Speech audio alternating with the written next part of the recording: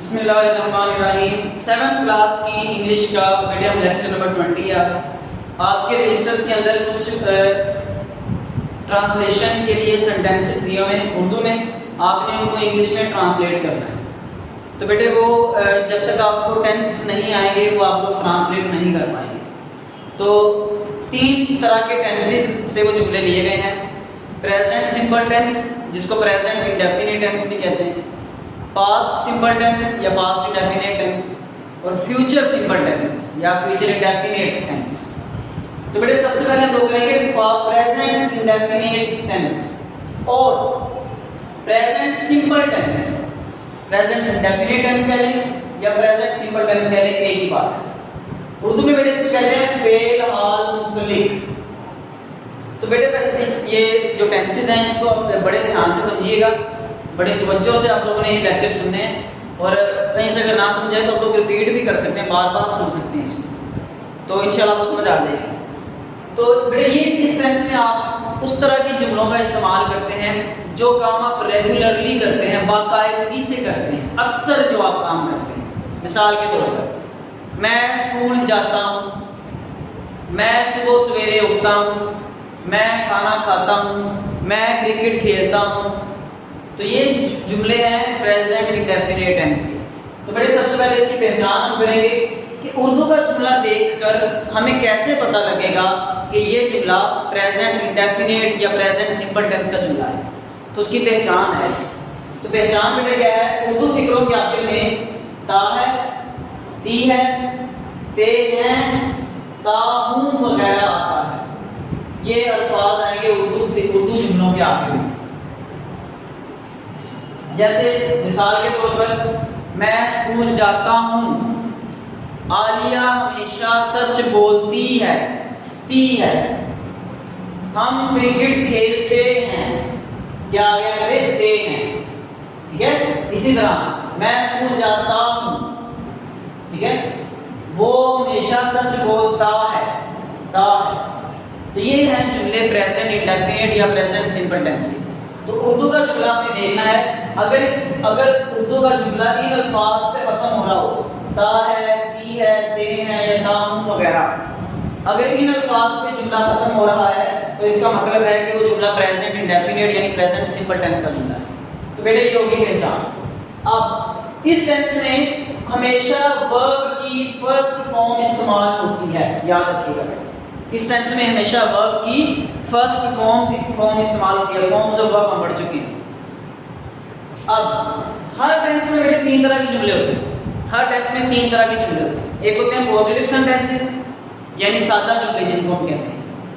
एक होते हैं मनफी जुमले, नेगेटिव सेंटेंसेस जिसमें नहीं का लफ्ज आता है, जैसे मैं स्कूल नहीं जाता हूँ या वो खाना नहीं खाती है।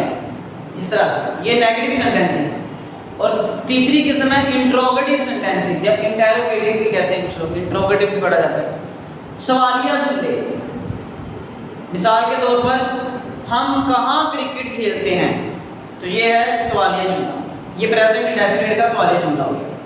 तो ये 3 तरह के जुमले होते हैं। और चौथी भी है किस्म है जिसमें सवालिया और मनफी को मिला दिया जाता है। मिसाल के तौर पर क्या मैं स्कूल नहीं जाता हूँ, तो इसमें क्या भी आ गया और नहीं भी आ गया, यानी इंट्रोगेटिव भी हो गया और नेगेटिव भी हो गया। तो ये होता है। तो बेसिकली 3 तरह के जुमले हैं। एक होते हैं सादा जुमले जिनको हम पॉजिटिव सेंटेंसेस भी कहते हैं या एफर्मेटिव सेंटेंसेस भी कहते हैं। दूसरी किस्म के जुमले होते हैं बेटे नेगेटिव सेंटेंसेस यानी मनफी जुमले, मनफी फिकरात। और तीसरी किस्म के जुमले होते हैं बेटे सवालिया फिकरात यानी इंट्रोगेटिव सेंटेंसेस जिसमें सवाल पूछा जाता है। आज हम सिर्फ सादा जुमले करेंगे इसके, यानी पॉजिटिव सेंटेंसेस, मुस्बत फिकरात यानी एफर्मेटिव सेंटेंसेस, सिर्फ सादा जुमले करेंगे आज।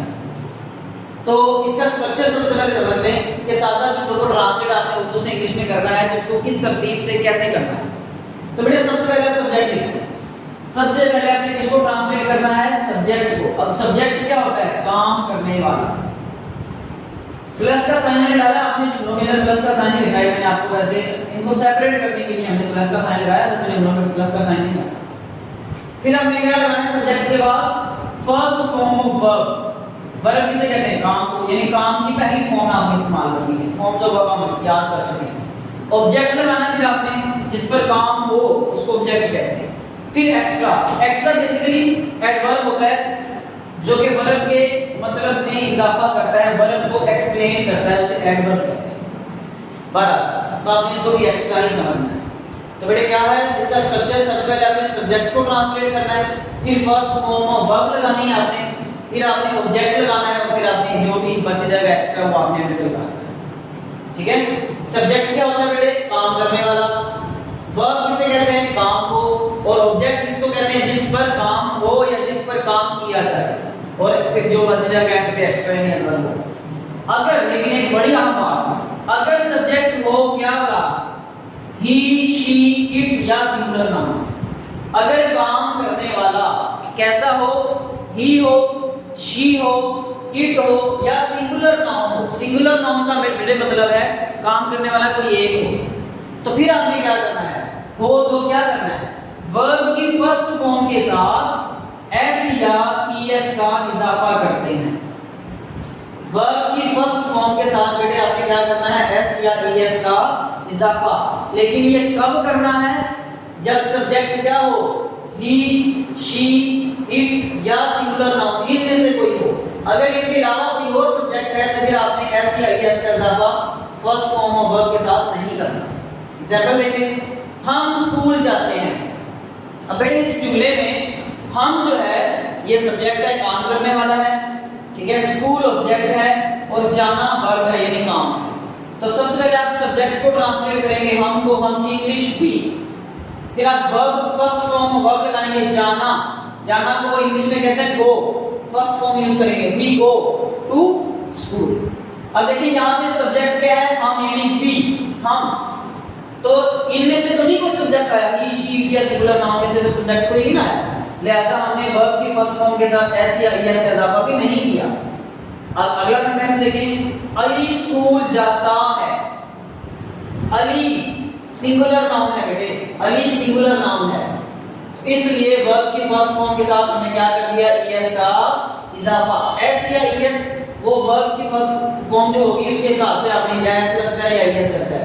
अब गो के साथ एस नहीं लगता, ईएस नहीं लगता, इसलिए हमने ईएस लिखा। अली गोस टू स्कूल, तो अली सिंगुलर नाउन है, तो बेटे अगर सब्जेक्ट सिंगुलर नाउन हो तो फिर आप वर्ब की फर्स्ट फॉर्म के साथ क्या करते हैं, एस या ईएस का इजाफा। बस ये सिंपल सा स्ट्रक्चर है बेटे इसका। सबसे पहले आपने सब्जेक्ट लगाना है, फिर फर्स्ट फॉर्म ऑफ वर्ब लगानी है, फिर ऑब्जेक्ट लगाना है, फिर एक्स्ट्रा लगाना है।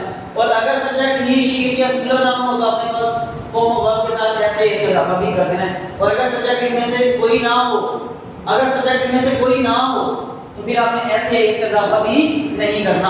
अब आप जुमले कर लेते हैं बेटे जो आपके रजिस्टर्स में है। तो बेटे सबसे पहला जुमला है, वो अपना सबक याद करता है।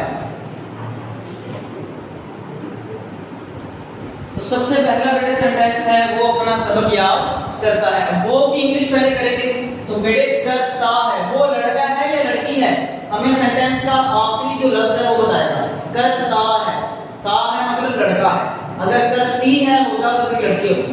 तो ही, वो इंग्लिश ही। अब याद करना तो बेटे कहते हैं लर्न, L-E-A-R-N, लर्न।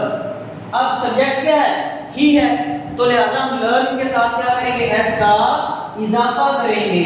क्यों, क्योंकि सब्जेक्ट क्या है बेटे, ही है, इसलिए ही लर्न्स हिज लेसन, अपना सबक, his lesson, he learns his lesson, वो अपना सबक याद करता है। नेक्स्ट, वो रोजाना सैर के लिए जाती है। अब एंड पे है ती है, मतलब वो लड़की है, तो शी, तो शी। अब वर्ब क्या है यहाँ पे, काम क्या है, जाना, गो आएगा, गोज आएगा, गोज आएगा। क्यों, क्योंकि सब्जेक्ट क्या है, शी है, इसलिए ईएस का इजाफा हमने किया। She goes for a walk, she goes for a walk daily. आधी जगह मैं इसमें नीचे लिखा हूं, she goes for a walk daily. यहां पे सुबह की सैर की बात हो रही है, उसके लिए वॉक यूज होता है, she goes for a walk daily. Next, सूरज मगरिब में गुरूब होता है। सूरज, द सन, मेरे दी आएगा साथ क्लास में, याद रखिएगा।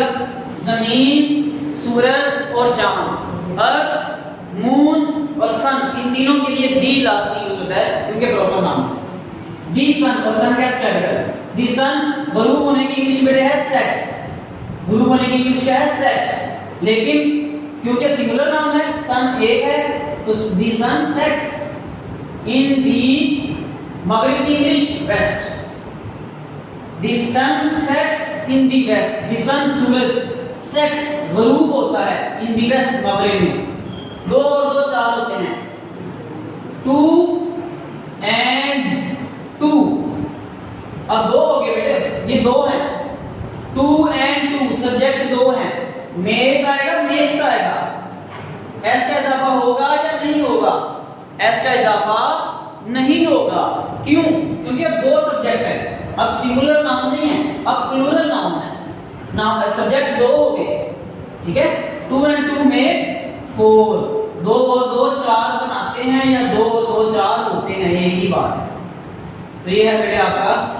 ये चार सेंटेंस मैंने करवाए, क्यों? क्योंकि ये चारों सेंटेंस पॉजिटिव सेंटेंसेस हैं, ये सादा जुमले हैं। जो बाकी नेगेटिव और इंटरोगेटिव वगैरह सेंटेंसेस हैं वो हम बाद में करेंगे इंशाल्लाह नेक्स्ट लेक्चर में। तो आज के लिए वीडियो इतना ही है। अल्लाह हाफ़िज़।